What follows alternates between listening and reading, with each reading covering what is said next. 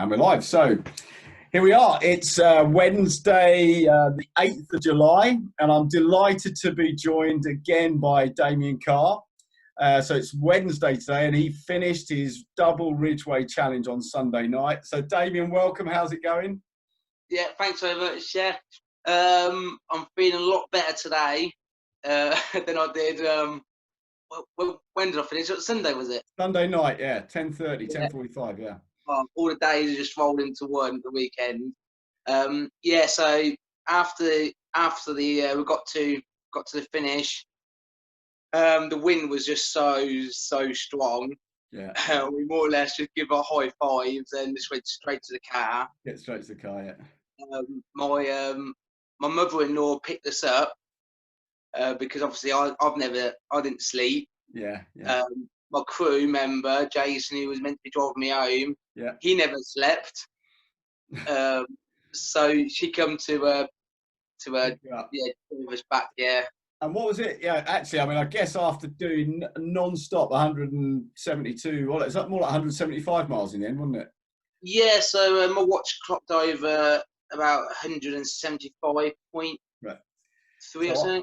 So after 175 miles, then you get in a car and do an hour and a half journey. Yeah. What was it like trying to get out of the car? I needed help. I bet you did. Yeah.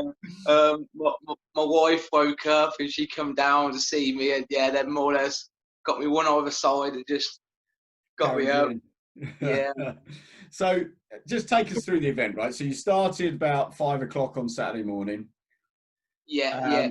So how was it, going out? What was the route out like? How did it feel? Yeah, so I had a Zoom call with some of the pacemakers that volunteered to help me, and my crew staff and my coach. Just because I am known for going off track, and for going off track on 175 miles to add any more miles onto it it's not good. And two, I'm very, very impatient. I like to get things done fast and speed off.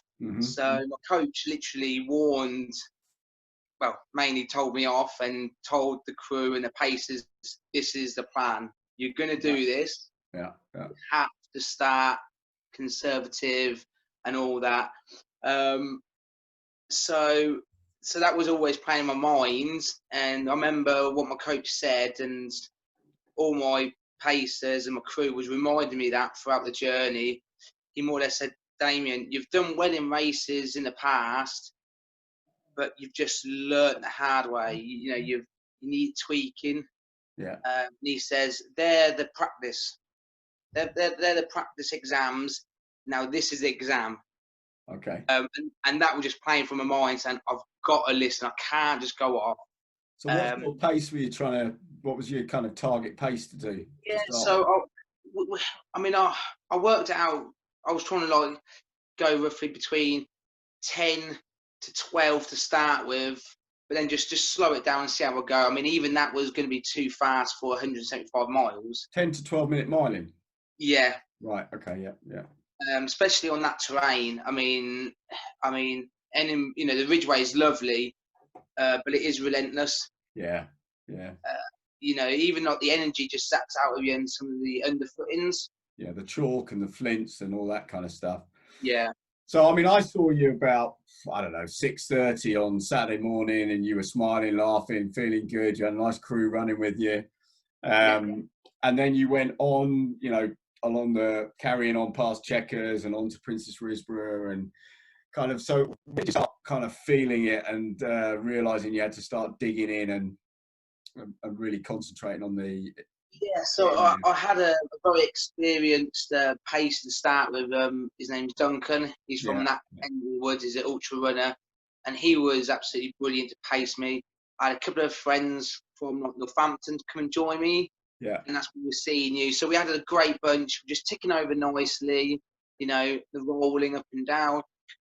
And then it started to get quite tough around Goring. Yeah. Area. And then I was getting paced by a lovely lady, Andrea, also lives down that neck of the woods, and she was really experienced. She knew what to say to me. Just kept on taking out, and it was getting tough. It was getting tough. So we made sure we'll, hike the hills, be careful on the descents, not to Yeah. bash my quads up too much, and then run and make up time where we could. So that was our strategy when I was going through the bad bits.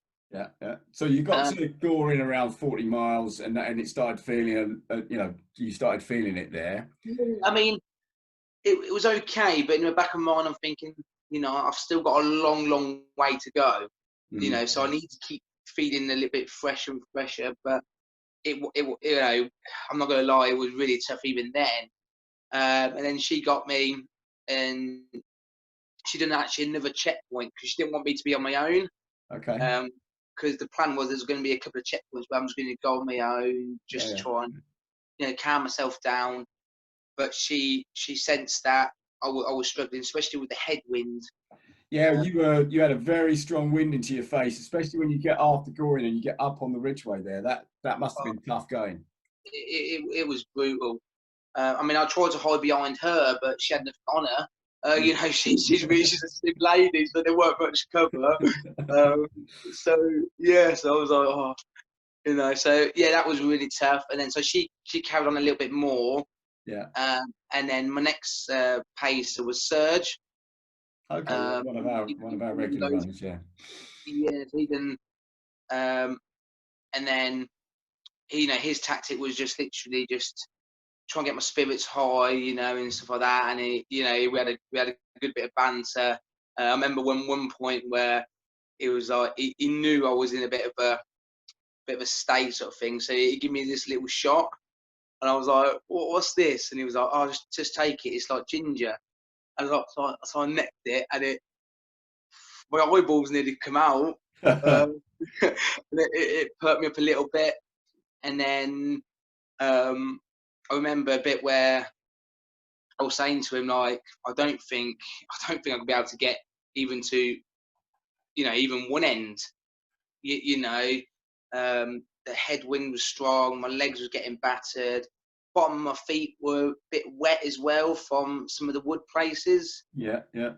mud, and it felt like I had like blisters on my bottom of feet. Yeah. Um, Soft soles. yeah, and he just like, you love this sort of thing, Damien. He said, "Well, round this after this hill, I'm going to take you somewhere. And I just want to give 5 minutes." And I was like, "Where's he going to take me?" It's like, Yeah. That could be a concerning thing. yeah. So and we got up here and that, and he just pointed, and he pointed to a bench, Ah. and I was like, it was like, Damien. He said, "Don't worry about the time," because I was obviously looking at my watches and stuff like that. He said, "Just take 5 minutes, sit there, and have a look at the view." And I just sat there, had a look at the view. Yeah. And it was absolutely, it was amazing. We got sent that picture actually while you were on the race. The picture of you with your legs crossed, looking out of the view. Yeah. Yeah, it was weird. I mean, at first, I give him a bit of mouthful saying, "I'm on time here. I need to get going." And he was like, just relax, sit down, enjoy It's it." important though, isn't it? I mean, Formula One cars pit stop to go faster, so sometimes you do have to stop to go faster. Yeah, and then since then, I was just like, I had a new bit of energy, and I got to the next checkpoint, and that's where Sam and Jason. I mean, every checkpoint they had everything available. A lot of time I was trying to it was trying to make me drink stuff and drink my protein, and I just didn't feel like it. So So what did you take on board then? What sort of sustenance did you yeah, take? so I mean, every stop I'll have my electrolytes, my energy gels. I'll nibble on some solids and that, but I'm never really good at eating in an endurance race. Yeah. I don't know if it's because I just don't want to stop. But obviously, we made a planner and we said you need to. And I think every member of the crew team was more or less just supportive. I mean, I remember one checkpoint where they made me like a little protein shake. I tried to take some protein supplements every 4 hours, Right. Okay. just to aid the recovery sort of thing. And I remember they made me a drink, and I sipped of it, and I just didn't feel good. I felt a bit sick. So like I put it in the passenger seat of the van, try and hide it. And then and then Jason found it and he just slammed it back on the desk and like, "You're drinking that before you go." I was like, "Oh." So I was drinking that, and then the other side I had Sam trying to force me on my salt tablets. Taking salt tablets as well, were you? Yeah, so I was taking them because I mean I do sweat quite a lot. I do, so I take it just. I'm just taking one every now and again just to make sure, really. Mainly for like muscle cramps, Yeah, a little bit. So you're taking on whatever you fancy at the time, whether it's savoury, sweet, and yes, the protein strategy as well.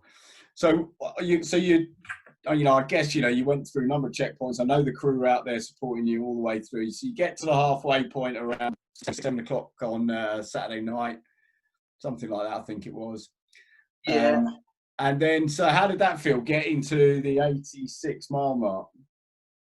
I mean, that was fantastic because, again, I had a new pacer on board as well. So I had a couple of people. And then also they arranged for one of my friends who I used to run like marathons with. Oh, right. So he come out there just for that bit. Yeah. And, I remember coming down the descent into one of the checkpoints before the halfway point, and he was just there and he was just shouting. I was like, "What is going on?" And it was brilliant. That's brilliant. On. So we got to the turnaround point, took photos and had a little thing in that. And again, everyone was just saying to me, "Just calm down, relax," because I kept every checkpoint. I kept on like, "I need to go."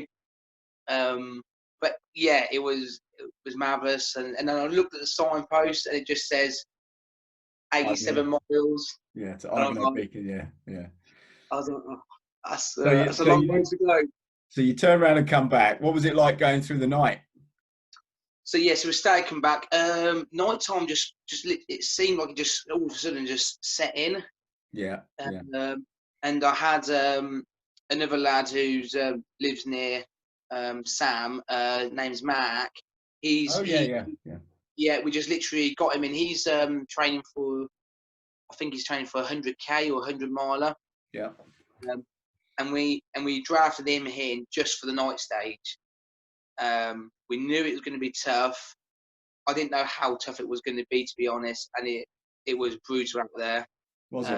What was hard at night? What was it that made it hard? I think the section where we are was quite exposed. Yeah. On the ground, it was very, very not stable enough. Really, I had to look where I was going, and it didn't really help as well. Which I don't know why I did it. I took my contact lenses out during the night. Okay. Because obviously I didn't want them to like stick in my eyeballs and stuff like that. So during the night, I literally said to Mag, I said, "Mag, I can't see where I'm going, so you need to stay close near me, and then I just don't want you to get lost." And he was like, "Yeah, all right." So that was quite tough, and I think I just dropped the pace down a little bit. Yeah, overnight. It started to rain. It was tough night. Mm. And whereabouts were you as the dawn started coming up then on Sunday morning? So I think we got to. So I got to. Is it Fox Hill? There is a place called Fox Hill on the Ridgeway. Yeah. Fox Hill, and then I had the crew team got me sit down because I was going through a real bad patch, and I think that was the first time, more or less, I actually said to them, I might call it, because I think my feet were swelling up as well. So how did you get yourself out of that phase? So you're feeling like you want to pull out. How did you get yourself out of that? Yeah, so it was mainly Sam and Jason, the crew, really. They just took my shoes off, give me some army rations, some food. It was hot. Give me hot coffee. I think that just perked it up. Yeah. And they was going to say sleep for a little while. But they they threw me more or less in the back of the van, put some covers on me to keep warm, and I was just shaking and shaking. And then I just thought, I'm not going to give up. I'm not even going to have a little rest now. I just took the covers off. I said, right, let's just go for it. and then me and Max set off again. Yeah. I was just trying to break it down since the night stage. I just break it down little by little. Those small chunks. Yeah. And what was that? Was that time, or was it miles, or was it points you could aim for? What I was trying to do is basically just checkpoint. Okay. So, and then what we had like after every checkpoint, we more or less like walk out a little bit. Yeah. Just because obviously I was stiffen up a little bit, so we're walking out. But I think really it was just the crew and the support really that got me through it. So how much of it did you run on the way back, and how much did you walk, do you think? So I started quite good.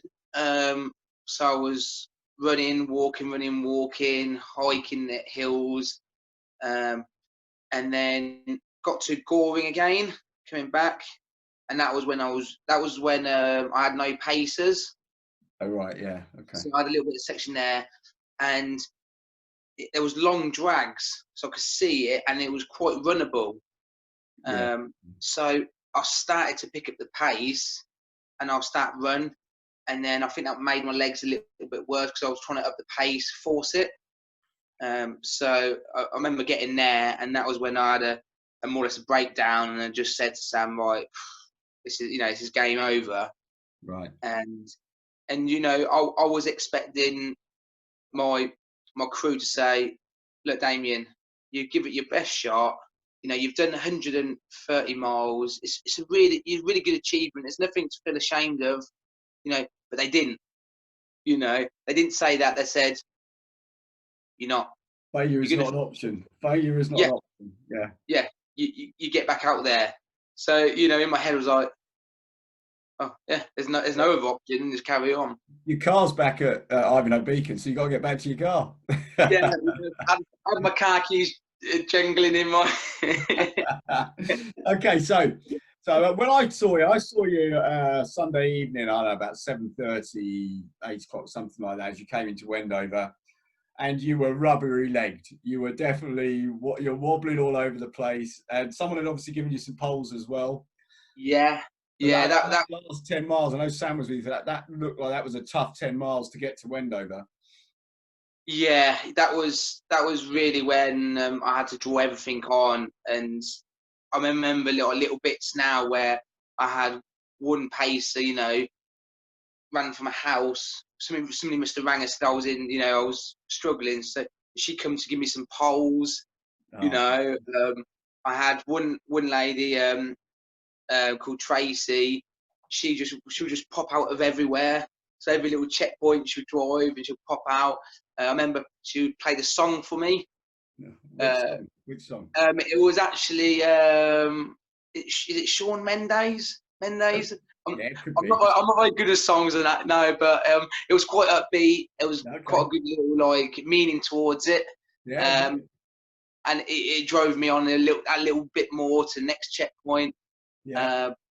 But yeah, it was. And then I was lucky enough to join you for a few miles and head out of Wendover and stuff. And when we got about 5 miles out, you started picking up the pace a bit because you started running 10-minute miling, which is fast for me, and I was struggling to keep up with you. And you'd done 160 miles or 165 miles. Yeah. I mean, I think it was like a checkpoint before. You joined us. I think they said I needed some food because I weren't really. Burger and chips. Yeah. So I had a little bit of burgers and chips, and got that down. I don't know if it was like the fats in the burger that just got everything kicking again. Yeah. And then I just choked down, and then I had my support crew telling me, you're not giving in, because I think I went through a phase about half an hour when I was hiking. I remember now, I was just saying, can't do anymore. I can't do anymore. Can't do that. It was like a little motivation thing for myself. Like every step I'll say it. But yeah, so then when I met you guys, I was just so determined to finish it. I had to increase it. Which was brilliant, and you did. I mean, and you went strong towards the finish. I saw the video of you finishing in the dark at the end there. And what was that like when you got there? Yeah, well, funny enough, I think you tricked me a little bit. And Sam said, yeah, he does that quite a bit on purpose, because he said when we get to Tring Station, it'll be like X amount of miles. So I thought, oh yeah, if I get to Tring Station, it's not long. So I started running towards Tring Station. So I did like 2 miles of like effort, and I thought I could hang on for another 2 miles, but it wasn't. It was about another 5 miles. It's not quite 5 miles, but yeah, there's a little way from there. But that's probably just, it wasn't deliberate. It was just me being over optimistic, I think. I thought you did it like deliberate. It was a good trick because it worked. That's good. And seeing you finish was great. So, you know, what I was amazed by, your watch lasted the whole 40 hours or whatever it was. Oh no! In GPS mode, recording, because I saw it was instantly on Strava straight away. Yeah. So, I mean, that was one of the reasons why I had to pick up the pace, because I just didn't really want it to fail and look bad on the company. So I think it finished, and I had 7% left. Wow, and that's Chorus watch, isn't it? Yeah, of course, Apex. Yeah. There's a couple of models up from that. So I'm going to start wrapping up because I'm conscious of time. I know this will be really interesting for people because there was so much support on Facebook. There was just so many great comments, so much. I was reading some of them out to you, and I think Sam's read them. That stuff is. I know it's really helpful for you. Are there any people you want to name check? I mean, I know you probably can't name check any of them, but is there any people you want to say thank you to or mention? I think just in general, like literally everybody. I mean, I don't mind admitting it. On course, I was nearly in tears because of the support. It was incredible. From the pacemakers, the crew themselves, even some I had some walkers that they heard it from somewhere. I was going past, and I was like, "Oh, are you the lad that doing back to back?" I was like, "How on earth they know?" So yeah, I mean, it was literally everybody who was involved. So whoever literally was there, even if it was just one clap, one cheer, I literally remembered everything, and it was, and I'm so grateful for it. I really am. And a big thank you from me to the whole X Energy family as well, and everybody who supported David online, came out last minute. People were messaging you to find out where you were so they could come and run with you or cheer you on. Yeah. So no, brilliant. Thank you to the X Energy family, and a big thank you to you, by the way, because you inspired people to get out there and run at the weekend and put the miles on the run to Uganda trip. I mean, you're sitting at the top of the leaderboard at 290 kilometers. So that means you've got to do 10K at least this week, so you go over the 300, even if you crawl it. But you've helped us massively, and that we've raised over £9,000 now against the 10,000 target. We've done 5,700 miles. I'm looking at it here. So we've only got 600 miles to go to get to our destination, which is just amazing. So, and you helped inspire that, so really appreciate that. So I think you've inspired me. It was fabulous being part of your journey. So Damian, thanks again, and congratulations on setting, I guess, a record, because I don't think anyone's ever done the Ridgeway before. Well done, mate. Good luck with the recovery. No, that's brilliant. Thanks so much, Phil.